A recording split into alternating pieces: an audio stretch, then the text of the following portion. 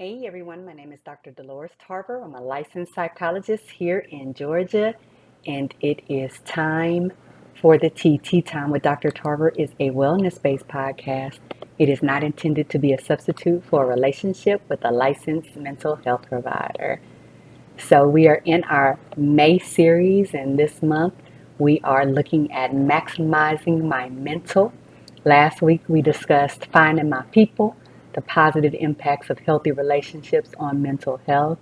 And this week we're going to be discussing becoming mentally free from expectations that are placed on us by ourselves or others. So, if you are a person who enjoys podcasts, let me go ahead and drop a great resource with you. Unlocking Us with Brene Brown. One of the things I do for myself is when I'm walking, I listen to podcasts. They're a great source of motivation, but also they allow you to really explore things and you're hearing from other people your experience, and it just feels like it comes right alive. You can relate to it so well.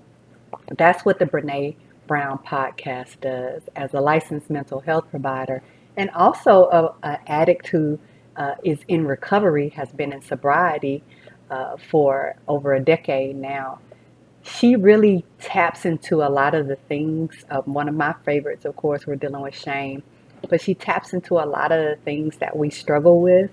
And it allows us to normalize the process, but also feel like, hey, I can do something about it. I don't have to stay here. So the episode that I actually listened to was entitled Untamed. If you have not read that book, it's by Glennon Doyle, an outstanding read. And it is a critically acclaimed book. And if you read it, you will see why. Because the book really gets into some of the expectations that people have placed on us and the narratives that we have established over the years. Some of the things come from being passed on by our family members. Some of the things are things we're socialized to believe. But there's a chapter in the book that describes watching a cheetah. I won't give away everything, but watching a cheetah. If you all have ever been to a zoo, you know that they'll have events with different animals. And watching this very majestic creature, Glennon Doyle describes chasing essentially this stuffed animal and thinking, I wonder what this cheetah would do if she were free, if she were not constrained by what people wanted her to be. Who, in fact, could she be? It's an excellent episode. So make sure you watch the episode on the podcast, but also make sure that you get the book because there's just so many nuggets in there that I think you will really enjoy. And you can't go wrong with any of the episodes on Brene Brown's Unlocking Us podcast. So let me get into the topic for today. So I know that there's a lot of concern. We talk about mental wellness. One of the things that I think is very important with our mental wellness is that we get to decide who we are. There are a lot of discussions around how we identify. We like to have nice, neat labels. We like to be put in boxes. Um, some of us just want to be able to clearly say, I am this or this, and it looks like this, right? So let me give you some examples. So we have expectations of our parents. We want to put our parents in this box, who our parents should be, how they should behave, how our grandparents should behave. We have expectations of our children, how our children should behave. We have expectations about our gender roles and what that will look like, our birth order, where you're the oldest, you're the youngest, the middle child, our family name gives us expectations. And so what ends up happening is we take on what other people would have us to be. And this process happens early in our childhood. People dictate to us our worth and our value oftentimes by what we are connected to.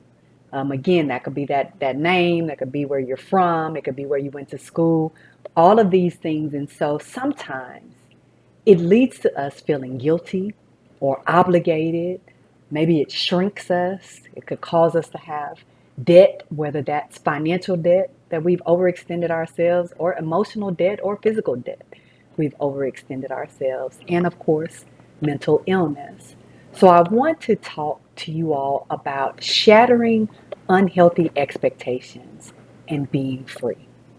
So what's an unhealthy expectation? Perfectionism. We've talked a bit about that in previous podcast episodes. So this belief that I have to be, insert whatever here, I have to be the best at this. I have to be the strong one. I have to be the dependable one. I have to be the financially stable one. I need to always be available. Everyone must like me. If I treat people like I want to be treated, then they'll give me what I need. We might have things such as self-care is selfishness that we ascribe to. If I'm not being a good mother if I'm not suffering. I'm not being a good father if I'm not providing. I'm not being a good, and this goes to the gender role pieces, right? Because the mothers are supposed to sacrifice and be kind and loving, and always attentive, and sacrificing in ways that it harms themselves because they put everybody first. And the man is this provider. He's supposed to take care of everything. And so if anything happens, he needs to be responsible for it. He is the leader of the family. He is the head of the household. So if anything is out of line, then it falls on him, right? And see, these are some of the expectations we'll put on ourselves as parents, which is why we get so upset with our children, is because we're like, you're embarrassing me, right? And so it doesn't allow for us to be able to have challenges. It doesn't allow for us to make mistakes. It doesn't allow for us to rest. It doesn't allow for us to be able to take care of our own needs because we don't really feel like we get a chance to do that sometimes. But also we'll have these beliefs, these expectations we place on ourselves about once I get this relationship, once I get this house, once I get this job, everything is going to be great. And then we get those things and we might lose those things, but we also may get them and they may not necessarily make us happy at all because maybe they weren't the best fit for us. Or maybe at some point we changed and we didn't value those things the same. And it doesn't account for losses, right? And deaths and adjustments. And so what happens when I lose the one that I loved? When I thought I was going to be, my expectation was that I was going to be happy. These were going to be the good years for me. And now I'm not. So what does that mean? Sometimes we may have a belief and expectation that we need to make everyone happy, that we should get people's approval, that I can't be who I truly am because insert whoever here, family members, maybe my employers, maybe my friends won't approve. So there are pros and cons to expectations, right? So sometimes expectations can be helpful because they give us goals, things to work toward, set standards for us. We want to operate in excellence. And so we create these expectations because it allows us to have some accountability. Sometimes expectations give us a sense of identity. They allow us to feel safe, protected, connected, right? Belonging to. The other side of them, though, is they can be very suffocating and exhausting, trying to keep up these appearances and these standards. They don't allow for us to grow and change and explore other aspects of ourselves. And sometimes they don't actually solve problems as much as they create them. We don't want to be lazy. We don't want to be unproductive. But now I've set a standard, an expectation that is so high, or I've allowed someone to set that standard for me that I can't meet. And so then here I am back down the slippery slope, sabotaging myself or feeling like I failed when that was never what I wanted in the first place. So let's talk about freeing yourself.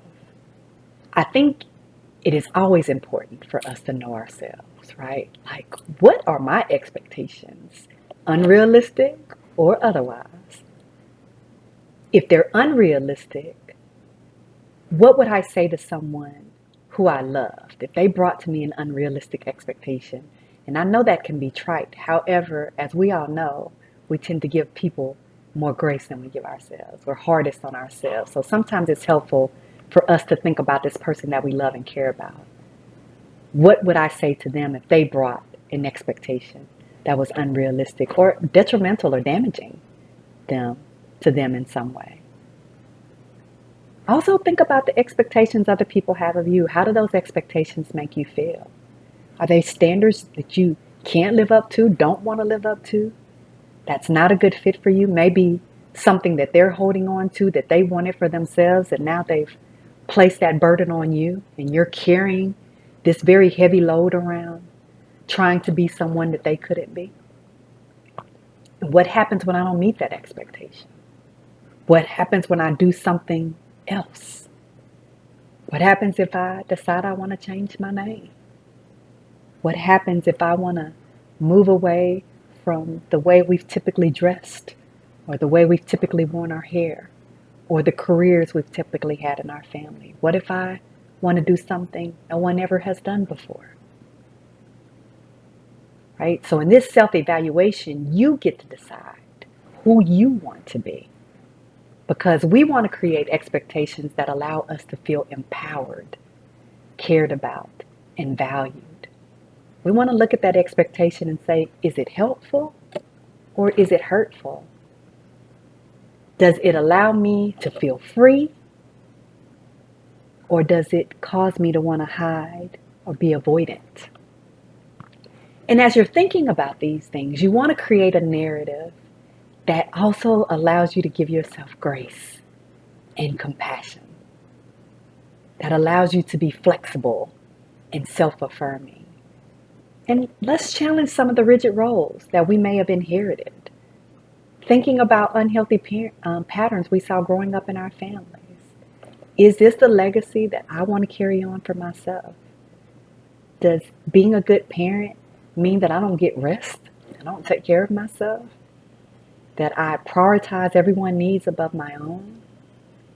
Does being a member of this family mean that I can't dress in the ways that are consistent with how I see myself, or choose a name that's consistent with how I see myself? That I don't have to fit in a box? That I get to decide what being free looks like for me? And even if it's not something that other people understand, or something that would work for them, it doesn't mean that it can't work for me. And that's the freeing part. And that's how you allow yourself to be well, because you're living naked and unashamed. The transparency is very freeing. I'm going to make mistakes. I won't succeed at everything. Relationships aren't going to always work out. There are going to be people that are hurt. I am going to disappoint myself. I'm going to disappoint other people.